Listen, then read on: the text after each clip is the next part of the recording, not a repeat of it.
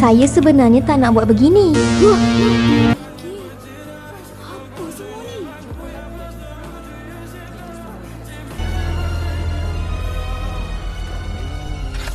Maaf, tapi Comot tak patut. Kenapa Intellectual pun nak belot? Ya! Cukup. Jensen!